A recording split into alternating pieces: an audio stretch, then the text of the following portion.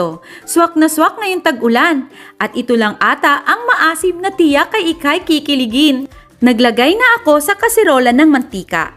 Igigisa ko lang ang sibuyas at 4 na kamatis na tutulong sa pagpapaasim ng aking sinigang.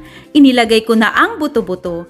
Tapos naglagay lang ako ng 3 cups of water para sa pampalambot ng karne. Dagdagan nyo na lang mamaya kung gusto nyo pa ng maraming sabaw. Nung malambot na ang buto-buto ay inilagay ko na ang labanos.